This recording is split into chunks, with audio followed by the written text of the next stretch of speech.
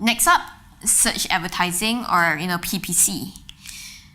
Why do people really like this? I think the most powerful part for search advertising is being able to detect intent.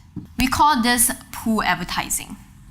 You will only be thrown an advertisement when you are searching for something that's relevant, which is why we say that you can detect people's intention.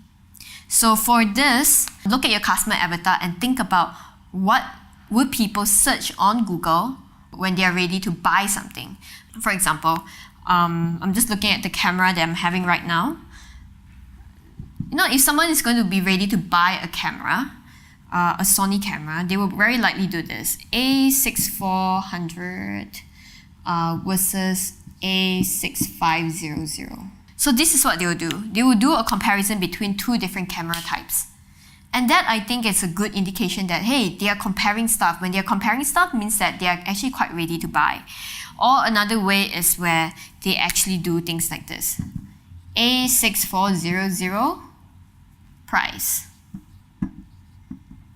This is another way for you to detect if the intention is there. If someone is checking out on the price of a camera, it means that they're actually quite interested in getting a camera, especially this A6400, and they're considering if this is something viable for them. This is really powerful because you're able to detect if someone is actually ready to buy something.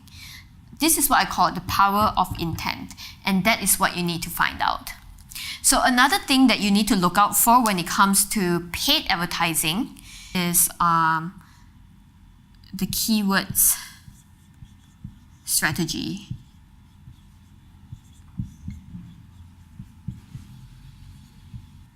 So there is a list of keyword strategy that is made available to you. And a quick tip, remember the story that I talked about where I burned about $500, just like that? The big tip is this, right? When it comes to keyword strategy, do not use broad match. Do not use broad match, okay? Do not use broad match. That is the reason why I lost $500 just like that. It was a very scary time. The next thing I want to talk about is specifically related to Bing. A lot of people are using Google search engine. In fact, it is one of the most popular search engine in the world. You should never neglect Bing as well, because Bing has quite a big market share, but not just that. The reason why is because not a lot of people are using Bing ads. Currently, Bing ads are cheaper than Google ads. One of the reasons is because there's less competition there. And the quality of leads are still pretty good. So I think this is something that you should not miss out on. And you'll stretch your dollar even better. So I think that's about it. When it comes to paid advertising, there are a lot of strategies to it, right? Firstly, think about your funnel. Make sure that your funnel is well optimized. You need to think about, your pages. Are your pages converting well or not? And then after that, you need to think about the strategies that you're having. Your Facebook strategy, your social media strategy, your paid ads, SEO strategy. There is a lot of things. This is not just for affiliate marketing. Everything we do here is related to digital marketing. Learning digital marketing for me has been one of the best things that I've done in my life, because it allows me to do so many things, right? It allows me to be a digital marketer, to be an affiliate marketer, to be a dropshipper, to have my own online store. The fact is that everything I'm doing right now, I'm using back the same digital marketing strategies.